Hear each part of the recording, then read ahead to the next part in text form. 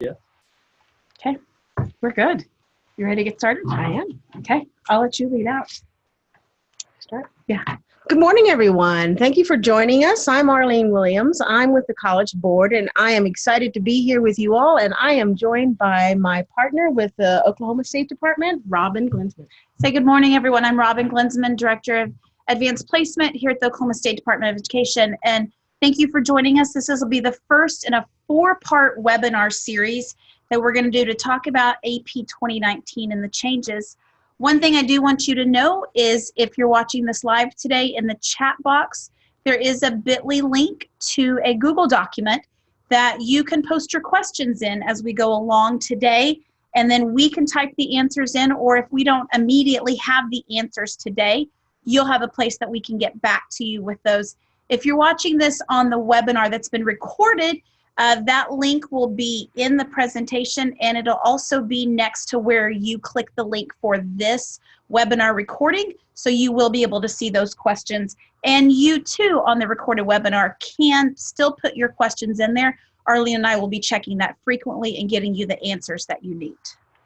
So we're going to go ahead and jump in and honor your time, but I first want to say that we are doing these to sort of help out in the transition to the changes to the spring testing of AP, but I want to make sure that this does not take the place of the formal training that's going to be available to you guys. We're not going to go over in the level of detail that you're going to get, for example, in the AP coordinators training or in the webinars that you're going to have about setting up. So our intent with these is to really, for these to be informal, for you to be able to connect with us live or sort of live and ask us questions as we sort of point out what are the priorities for this month, what are you working on, and you'll hear from best practices from some of your colleagues in that piece, but I really want to encourage you to continue to read your emails, attend the training, and use these as a way to make sure you're on the right track and to ask questions if needed. So we're going to jump right on in. And, does it move? Forward. There we go. So we're going to just do a general overview of sort of what's going on with AP at the moment. We're going to look at changes, what's not changing, what's changing, action steps. We're going to talk about some resources, and then what should happen in the next couple of days, actually, because there's a pretty important email that's going to go out next week. And then what are you working on in August as you get ready to go back to school? So I'm only going to spend a little bit of time on this. You can look on the website to find out sort of the why and the background and the content for these changes. I do encourage you to take some time to do that, because this was not a change that the College Board made lightly or just on a whim. It started out with this statement: every AP student deserves the chance to earn college credit, but not all pursue it. And looking at this and doing the research that started about 2 years ago, what we found out was that students began the year with high expectations, with lots of confidence. But that eroded over the year, and the number of students that actually ended up testing was significantly lower. So what the research has shown us so far is just moving the exam registration date has a significant impact on performance and participation, especially for students who are underserved and underrepresented. So as you think about the changes, and I know, I think the presenter at the AP coordinator meeting yesterday said it best, some of these changes are going to be a little challenging to implement. Some of them may cause some of the adults in your building to be a little anxious, but they're all for good reasons, for good things for students. Every decision that we made with this program and these changes had to do with how is this going to impact students and how are they going to benefit from these changes. There are 3 major changes that we know. One, it sounds insignificant, but it's about time, and a lot of feedback that we got from them is that you're no longer going to have those pre-admin sessions. We're eliminating over 2 million hours of bubbling on answer sheets. There's less distraction. It allows for a quicker start to the exam, and students can really focus on doing well. There are free resources, and I think this is sort of where our our spotlight is on helping students who commit early to taking the exam, having the tools that they need from their teachers and the College Board to be successful. So there'll be topic questions, there are personal project tests, and a question bank with over 15,000 items. And what we're really excited about our research with just changing the exam registration to the fall is that the increased likelihood of students scoring a 3+ for underserved and underrepresented students and females in STEM.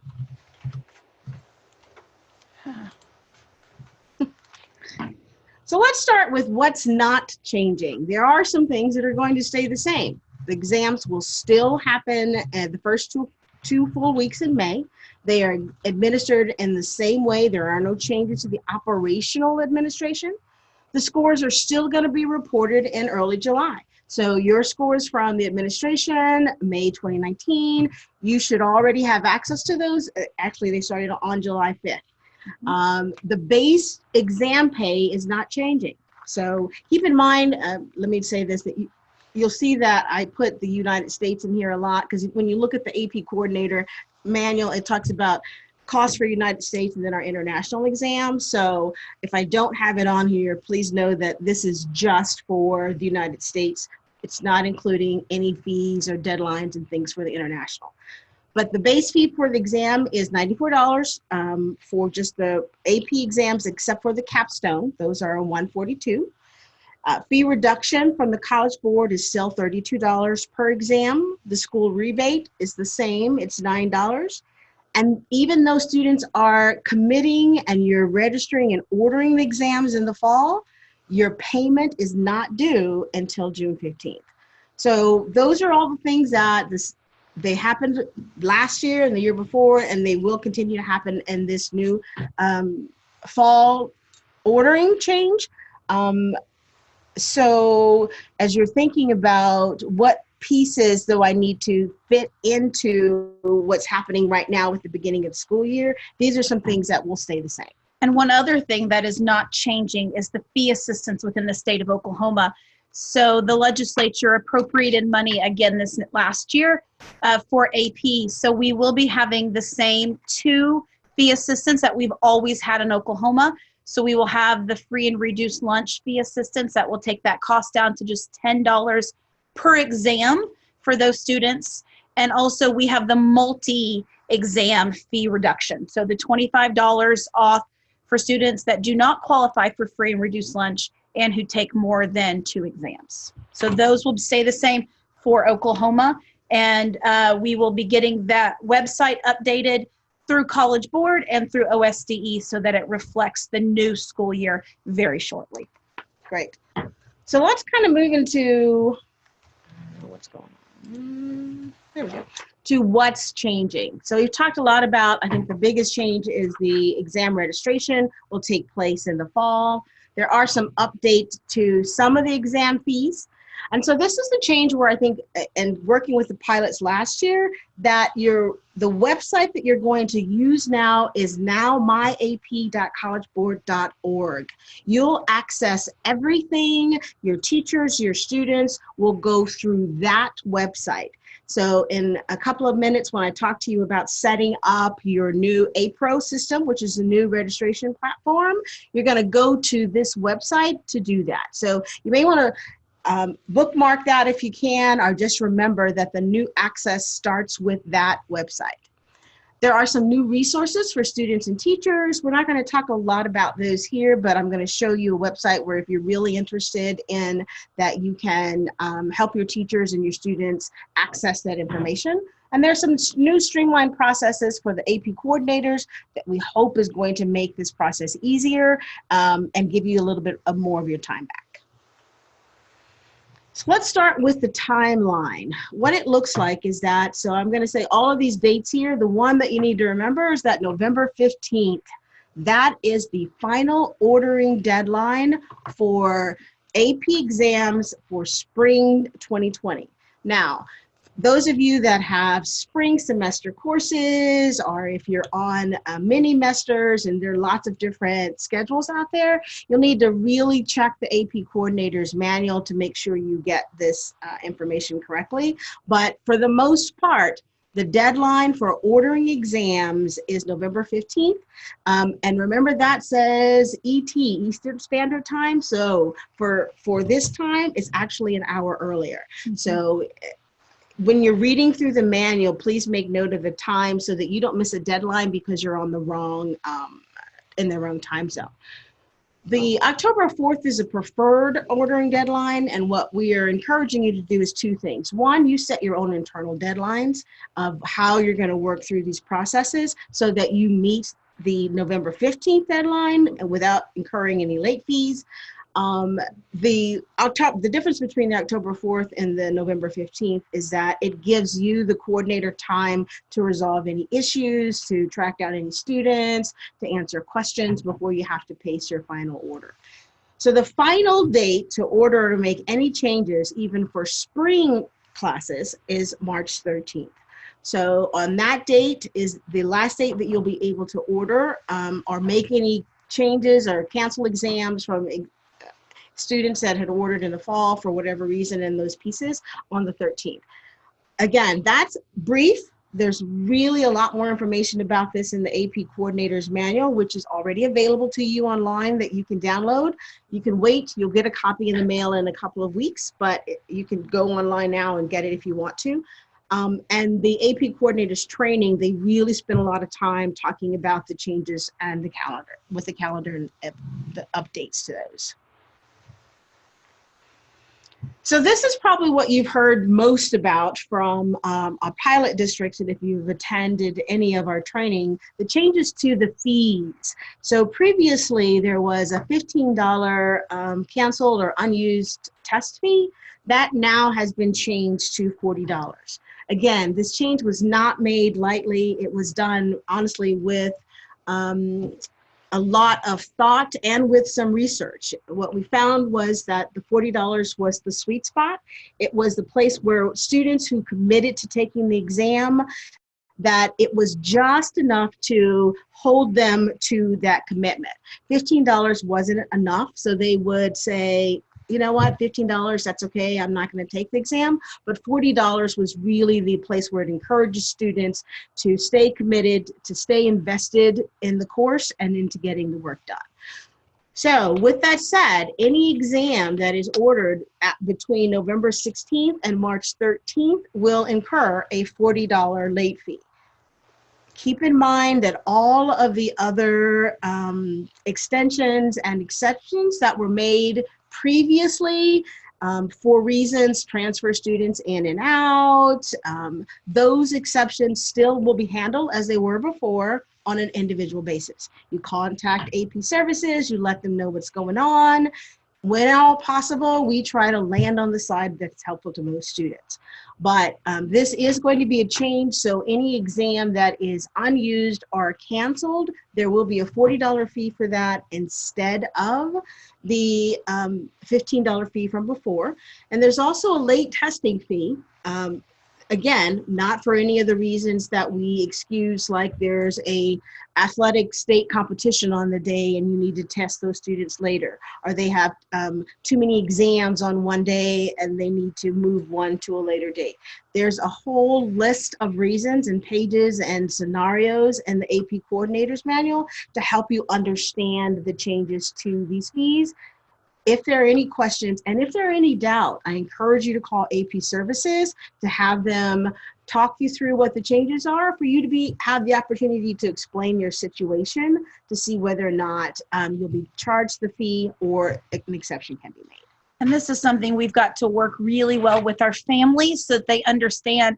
And for each student, this is a $40 per exam, not $40 per student. So if we're talking multiple exams, we're talking multiple late fees assessed on that student or cancellation fees.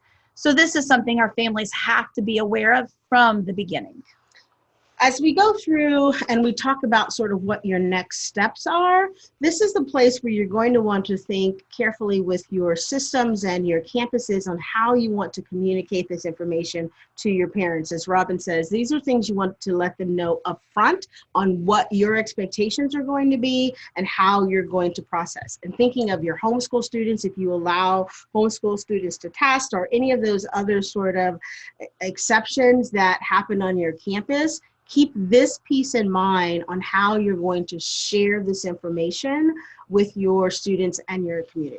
And we'll be using a future webinar to bring on some of our pilot schools that have already gone through this process for the past 2 years, so they can share some of their processes with you and what works successfully and what they have learned, so that we can pass that knowledge on to you. So look forward to those meetings in future webinars.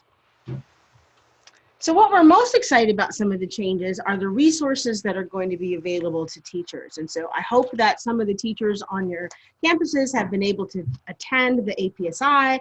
And if they have gone to any of our summer training, the focus has been on these new resources, the unit guides, there's personal progress checks that teachers will be able to do formative as well as summative assessments just in time to monitor and adjust instruction as they go through.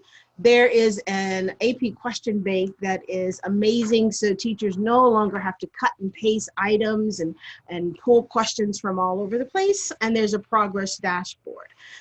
So there's lots of information about these resources and lots of training that's available. So I will leave that to you to sort of investigate. The only thing I do want to put sort of a commercial out there for is the new course exam descriptions. If your teachers have not ordered their free binders, all they have to do is go online, either from the AP Central, their exam homepage, or in their personal audit. I can't think of the word, their audit.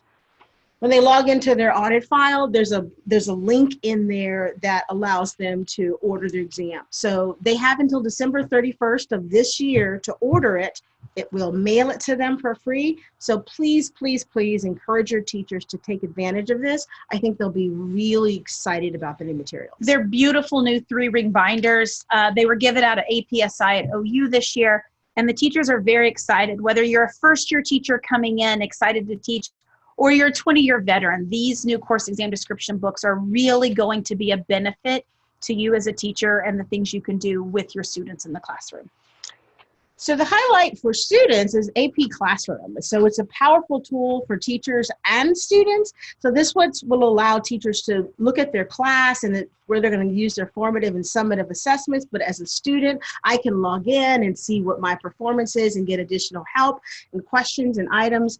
So these tools and resources are amazing, but they can only be unlocked by you, the AP coordinator, right? So that's sort of the next slide.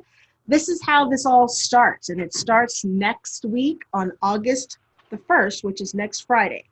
So to begin the entire process of the changes, the AP coordinator has to go in to myap.collegeboard.org and set up and activate the new system. So next week, you should look for an email that has an access code that allows you to go in, and this is what the screen looks like, and you're going to go in, and you're going to be able to do some of the things that you used to do paper pencil. For example, the participation form now is all done online, and so you won't be able to place your exam order until that's completed and it's signed electronically. So my recommendation is as soon as you get that code, you go in and you set things up and you complete that participation form. Then that sort of kicks in some of the other pieces that are connected to the AP resources. The other thing to think about as you're setting up your system, you have 7 days to change your mind about the exam decision indicator. So what that is you can either leave it at the default, which means as the students go in and they join, I'll explain that in a minute, join the class, it automatically defaults to that they will take the exam. If you want to leave it that way, and as a coordinator, you're going to go back and make adjustments to students who say no, then you can leave it at the default. If you want students to be able to decide for themselves, you have to go in and change the default to allow that, but you only get to make one change, and you have to do it within the 7 days. So those are some things you're going to want to talk through with your administration on where you leave that exam decision indicator. Again, they go into more detail about this in the AP Coordinator's Manual and in the AP Coordinator Training. I just want to give that that can get past you really quickly if you don't know that that is something that has to happen from the first day that you log in and set up. You have 7 days to make a change there if you want to.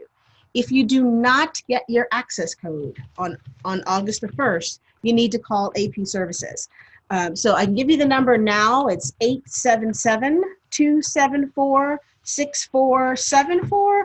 If you didn't write it down, you don't have to worry about it. It's the same number, but it's also on the front page of the AP Coordinator Manual. So that's the first thing I would do. If you're a new AP coordinator and you know that that email is going to go to someone else, you need to call AP Services and let them know, I'm new. I heard that the email was going to be sent out on August the 1st. How can I make sure it gets sent to me? And I just put that phone number in the chat box for those of you. So if you didn't write it down as Arlene was saying it, you can pull it off of the chat box now. I'm also going to make sure and put it on our interactive question and answer page so that you guys have reference to that.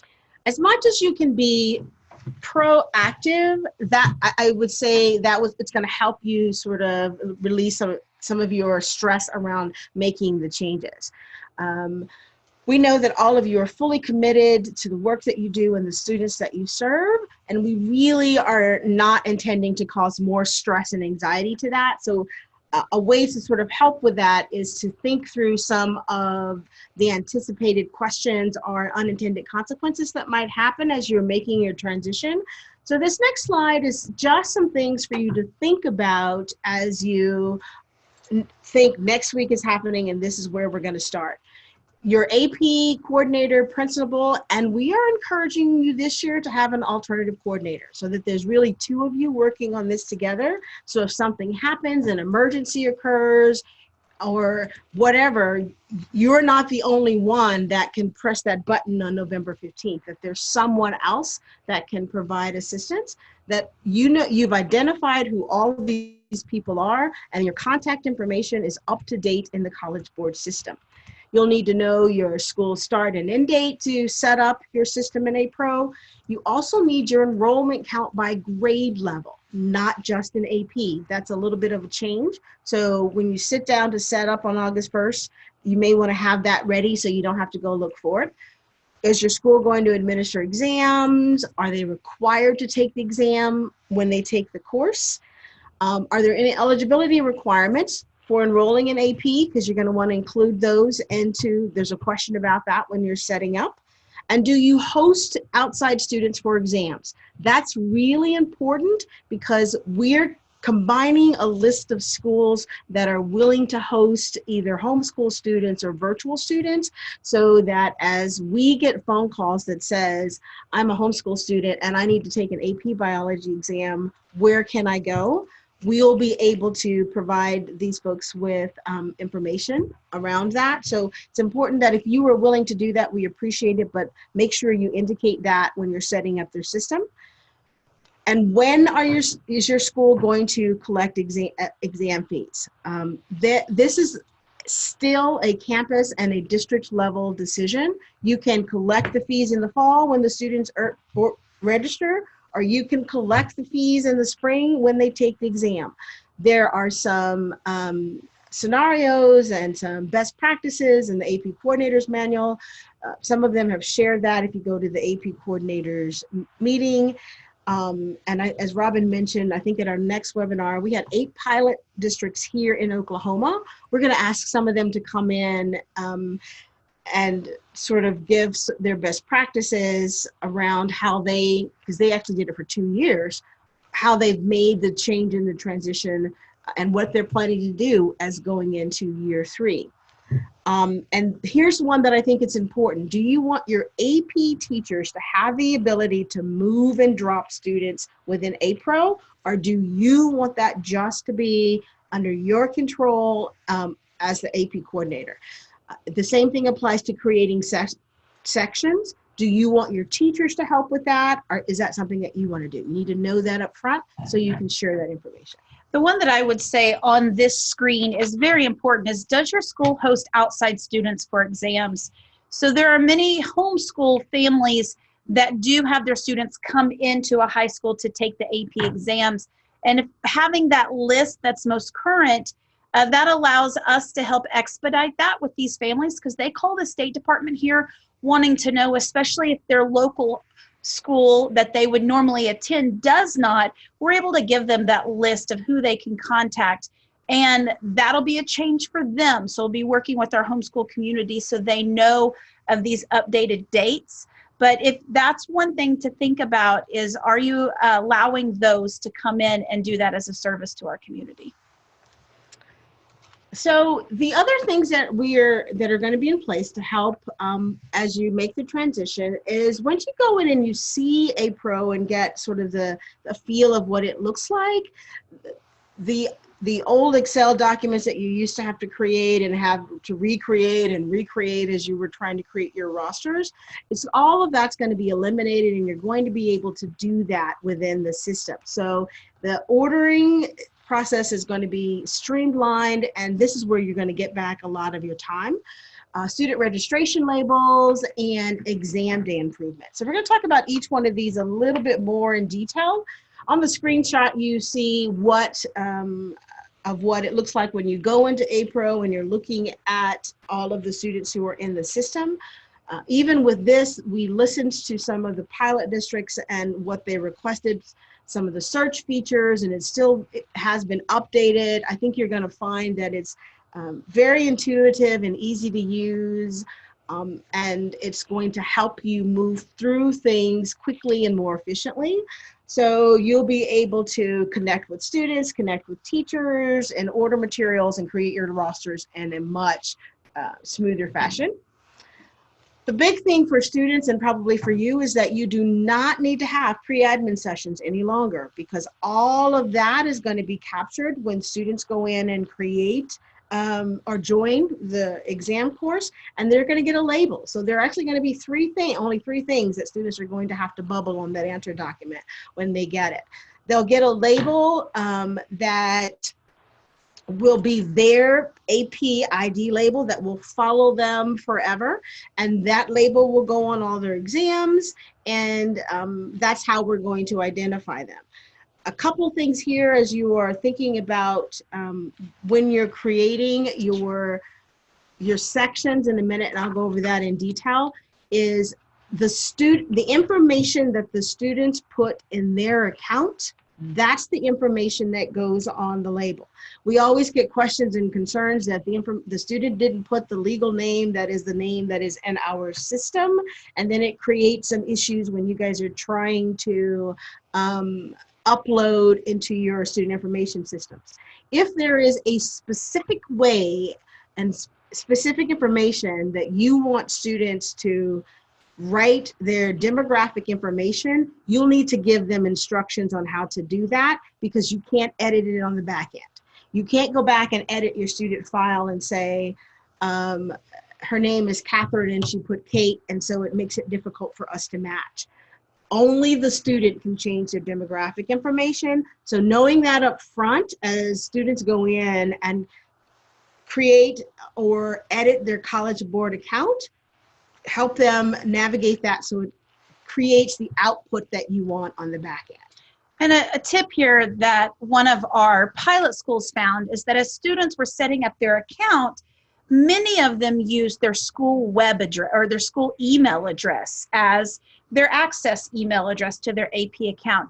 But then they were finding that the firewall system of the school was blocking those emails coming into the student accounts. So be aware of that. So be aware that if students aren't receiving the emails, that it could be something in your email protocol or in your firewall system. So think about what email address you want students to be able to use. This also affects that when they forget their password into their AP account and they click that forgot password link, that it could send to their school address. If they are seniors who have now graduated, will they still have access to that school email account? So these are things to think through now, so that as once the school year starts and you begin moving your students in this process, you have something in place that is uniform for all students. Perfect.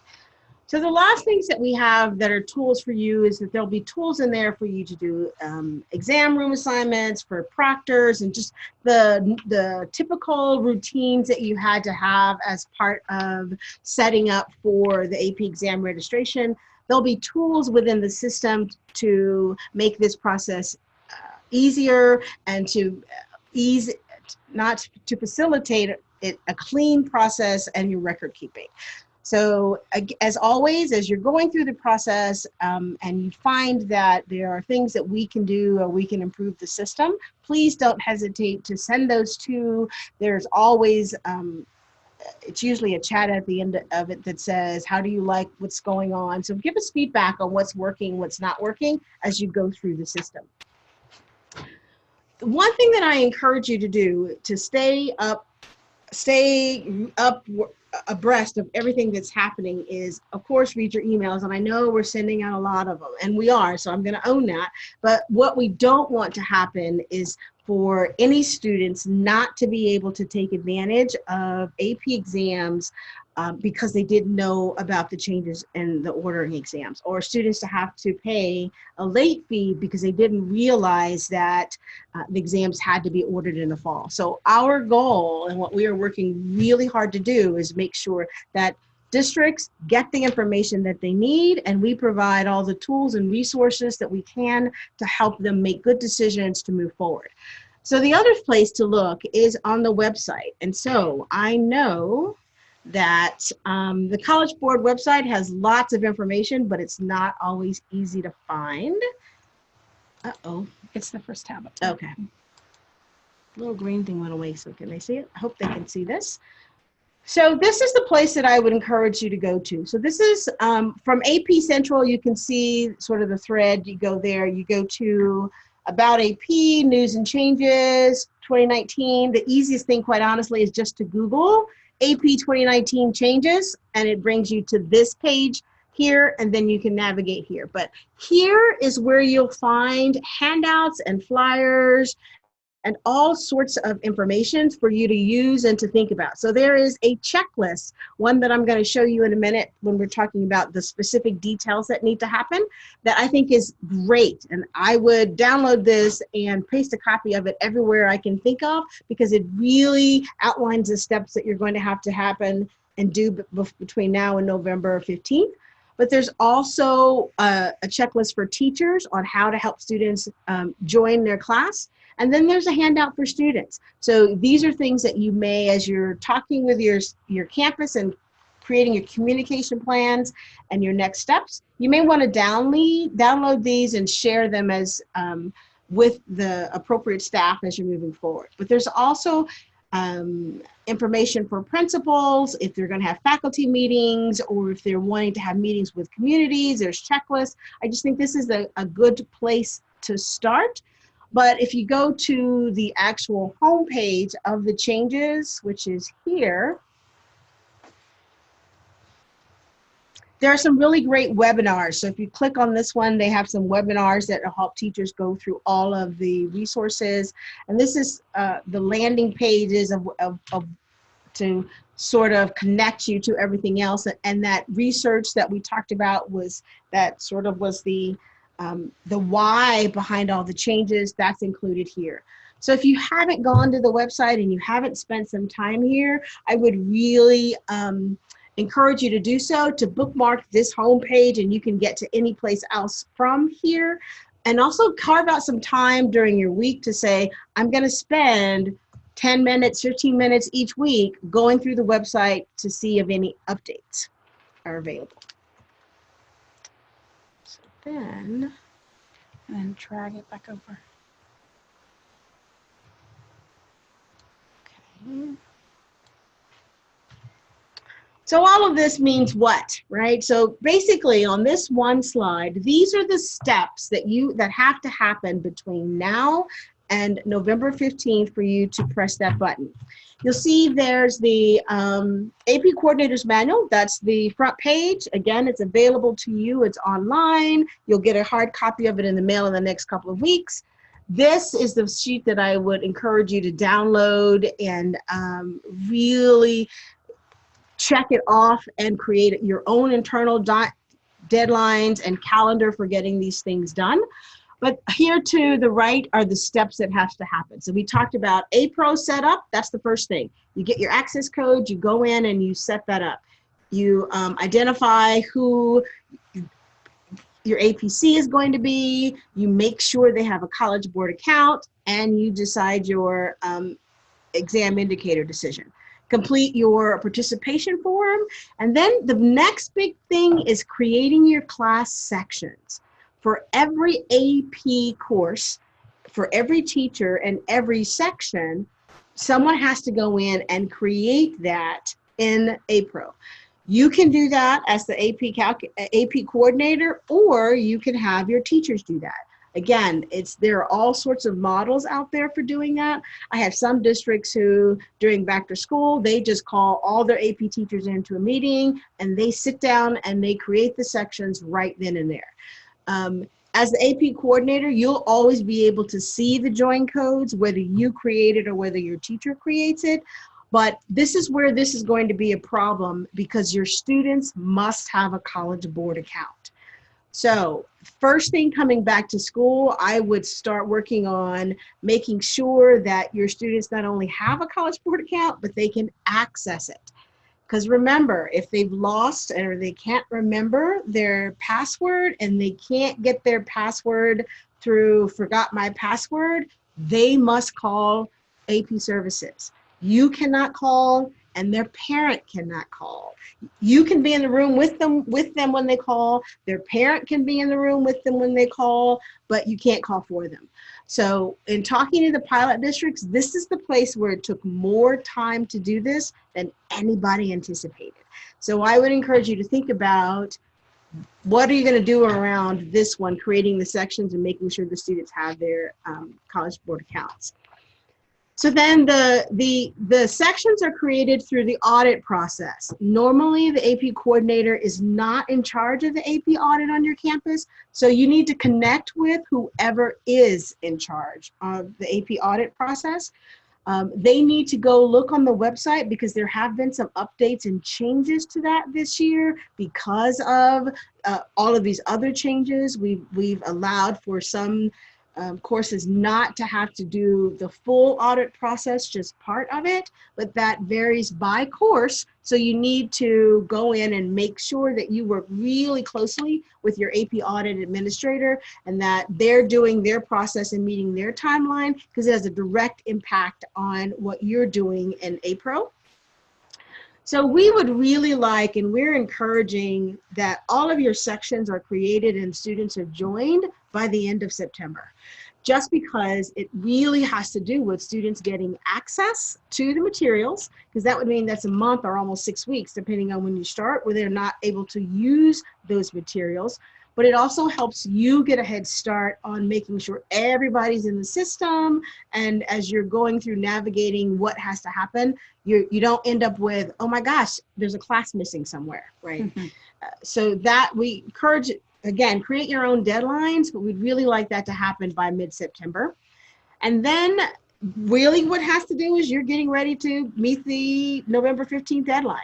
Know that you can submit and submit and submit. Every time you submit, it updates your order, but I am really discouraging folks from waiting until November 15th to pressing submit for the first time.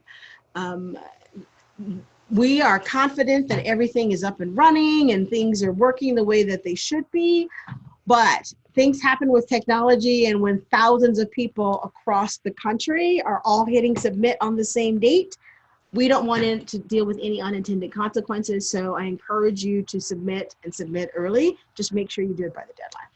Yep. So our action steps, and thinking about what I just went over is what you have to do. Here are some sort of next steps for you. I think the first thing is to wrap your head around, make sure you're understanding what are the changes are and what are those impacts, how are they impacting you and your campuses. So you need a communication plan to share out all of the exam order policies, the fees, and that information. So getting the folks that you need to get together to have these conversations is first. So and to help you to understand all of this, because I know it's a lot of information, there are some on-demand webinars that you can do, and there's some live training. So the operations overview for the new system, already that live webinar happened in the spring. So if you missed it and you didn't enroll, that's okay. You just log on to mycollegesport.org and you can go to on demand, and then you can watch that webinar as often as you like. The one on setup that's talking about right now, once you get your access code, that one is happening or will start happening on August 1st. So you've got lots of webinar that says sign up for our webinar. I encourage you to sign up for it. I encourage you to do the live if you can, because you miss a lot of the good questions and conversations that folks have with the program. But if it's just not possible, you can do that on demand. There is another coordinators training, and it looks like I have the wrong date. I don't know why I put August the 8th. It's actually the 14th. So I will change this when we post it. I think I was thinking of something else at that time. But it is August the 14th, and it's at Tulsa University, and there are 2 sessions. So it's 8 to 11, and then it's 1 to 3, I think. So they're 3-hour sessions. 1 to 4. 1 to 4. Yeah. I would encourage you, if it's all possible, to see if you can make that session. I just attended the one that we had Tuesday. It was great, not just because of the information, really the interaction with the other AP coordinators. I think they got great ideas and shared information with each other and networked on how to connect to get this done as a team. So there's still one more of those that you can attend. Both the morning and the afternoon sessions are exactly the same. So you don't need to attend both, but you can sign up for one or the other, and you can sign up through the College Board website to attend that. There are the fall counselor workshops. Those workshops will have more than just the AP changes. We are committed, though, that if folks just want to come and hear about the AP changes, those will start at 11 o'clock. The workshops go from 9 to 12, but at 11 o'clock, we're all across the country going to start on AP changes. So if you have principals or folks who just want to come to hear about the changes, if they come on the 17th or the 19th at 11 o'clock, we'll be talking about the changes to AP. But there are also fall counselor workshops. There are live online sessions that you can sign up for that as well. And as we mentioned when we started this, Robbyn and I we're having these monthly. Our goal is not to reiterate or say the same things that you've heard in some of these other places. It's really just to do high level, bulletproof. Here are the things that, based on all the stuff that we've heard, that you should be working on in this month and getting them done and sharing some ideas and best practices on how to do that. So the next one is on September the 17th, and it'll be at 2 o'clock. The 15th and the 12th, and Robbyn sent out the link for these. I did. So if you are not on the AP teacher or AP coordinator newsletter email group, you would have gotten an email on Monday evening. If you're saying, I didn't get that email, Robbyn, nothing came in, then the easiest way to sign up for the newsletters that I send out every month is to go to our State Department website, sde.ok.gov, and on the home page, scroll all the way down to the bottom, and at the very bottom, there's a box that says sign up for newsletters. You can put your email address in there, and 2 of the options are AP coordinators and AP teachers. I send this newsletter out at the first of every month with updates, information, available resources for you, your teachers, different content area things that can help. I would also suggest that if you are an AP teacher, I would sign up for your content area newsletter that goes out every month too. So if you are an AP Lang or an AP Lit teacher, sign up for our secondary ELA session too, or newsletter too. You will get a lot of great information. Jason Stevenson, our secondary ELA, director sends out an amazing newsletter every month. If you're one of our AP history teachers, sign up for Brenda Chapman's Social Studies. They send out great newsletters, and we use this to get information out to you, but also to have communication. So I am always posted at the bottom of those newsletters, my email and my phone number, so I have an easy way for you to access. If you're curious about how do I sign up for these webinars, on the AP page for the State Department of Ed, these links are on there. We also will be putting the recordings of those. So if you're curious, my APC is not on today's training, or I'd like to pass this webinar on to our administrators, on the AP page at the State Department of Education for Oklahoma, the link in the next couple of days will change from register to recorded link. So you'll be able to see that once we have this recording ready to go. So for you to share with your campus administrators, what are their kind of next steps? Again, everybody needs to be reviewing the information that they've received and making sure that they understand and that they ask any questions. For me, it's about being proactive. If you have questions, contact me or contact AP Services. Get those questions answered so that you can then begin to create your school level communication plans. For some, that was one of the things that one of the pilot groups shared out yesterday. Communicate early. Her recommendation was that if you have a way to communicate with your parents now, start doing that now. So what that's going to, they need to begin to think those through, and how, if decisions have to be made, how are they going to be made, when are they going to be made, and create your own internal timelines. And then make sure that you're connecting the AP teachers or coordinators to the resources and all the things that are out there and available. I know that it can seem overwhelming, and our attempt to sort of create a way for you not to have to start from scratch or for you to make things up for yourself. We've got a lot of things out there.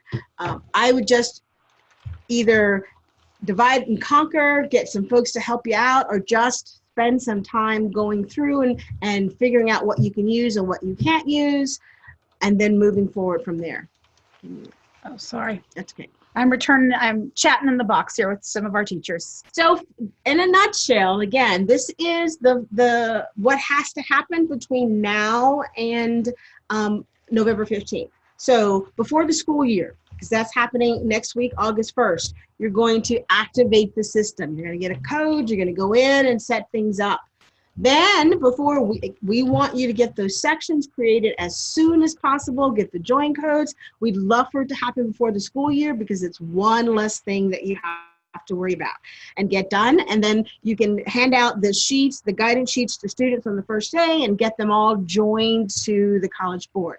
I know in this section of the AP coordinator training, there were tons of questions about schedule changes and how do we handle it when a student moves.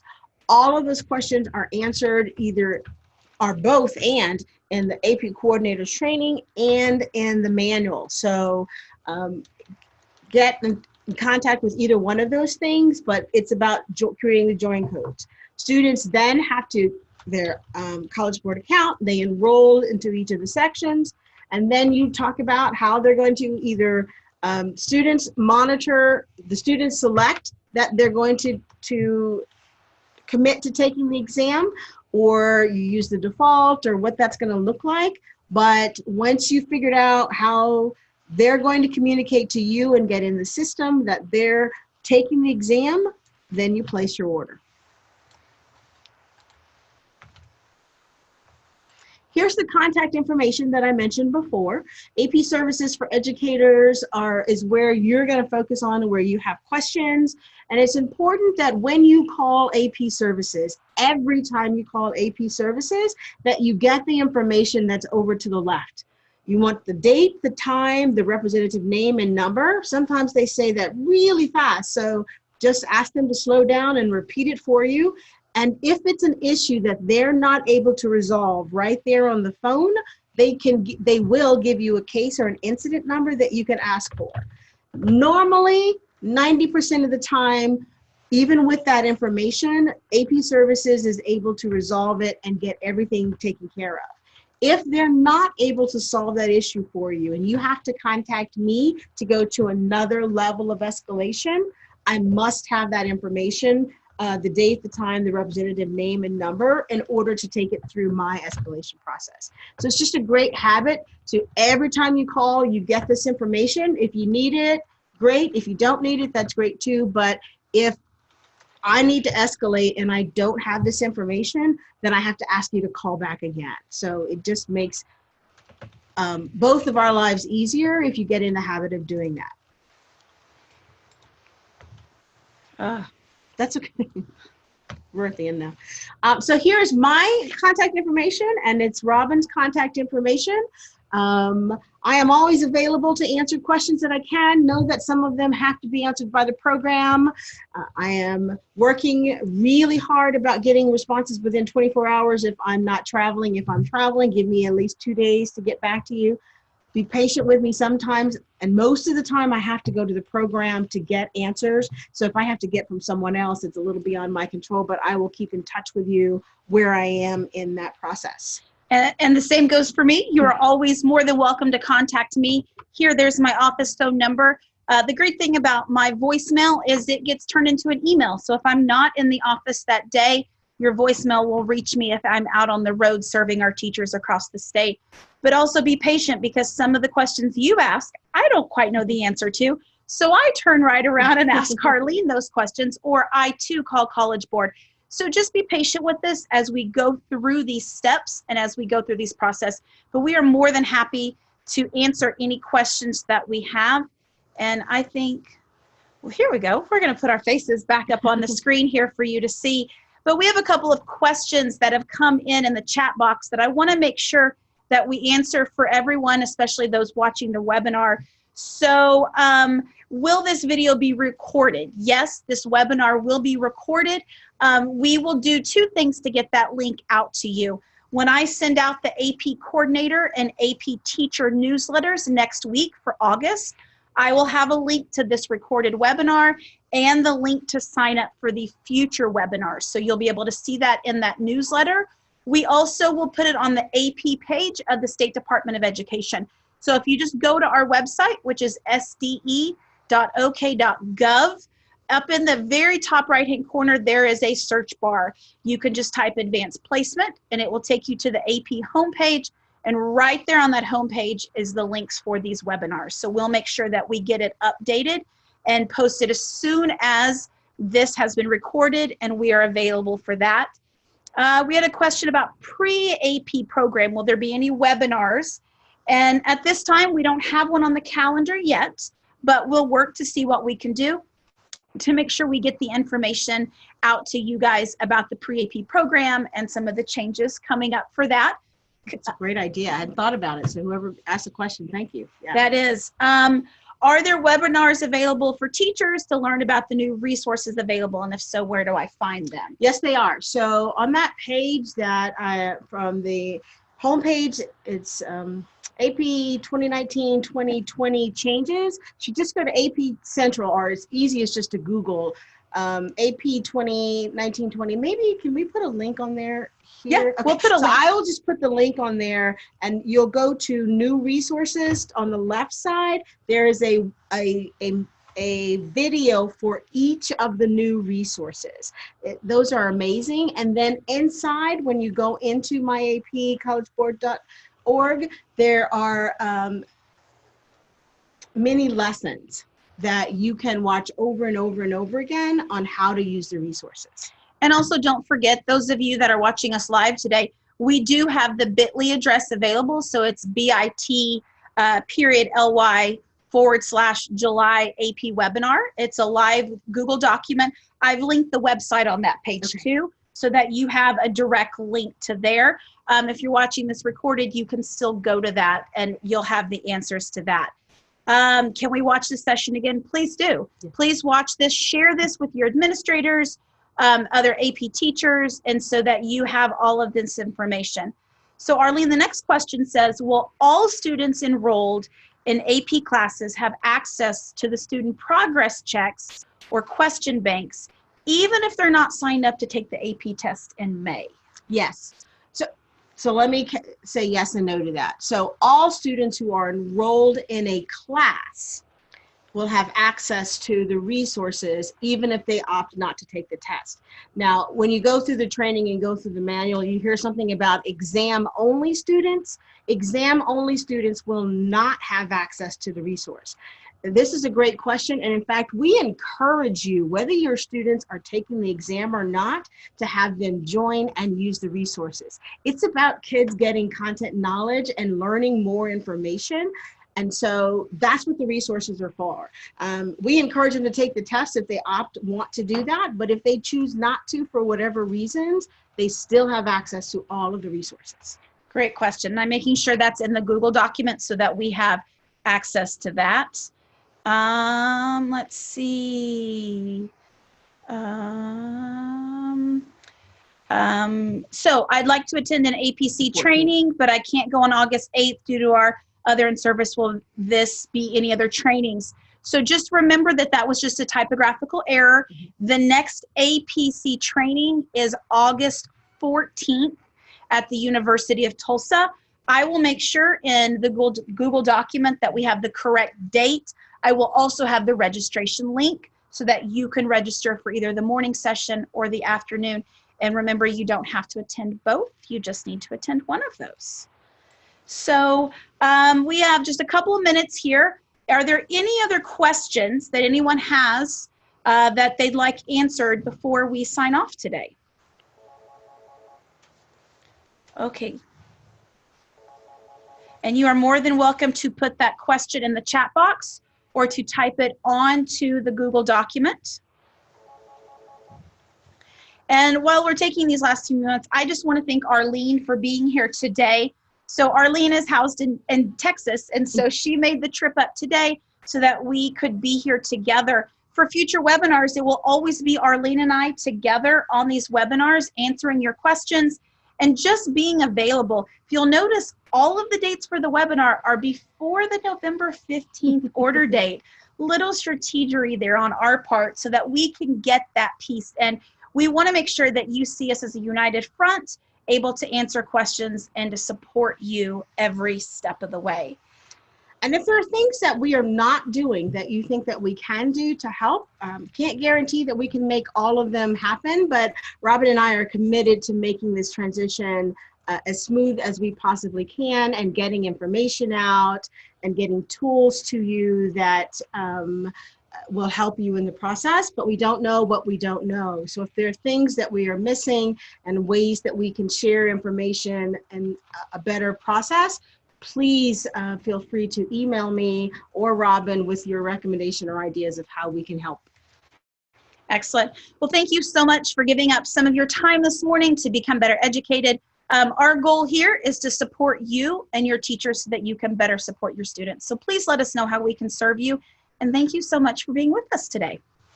So have a great day.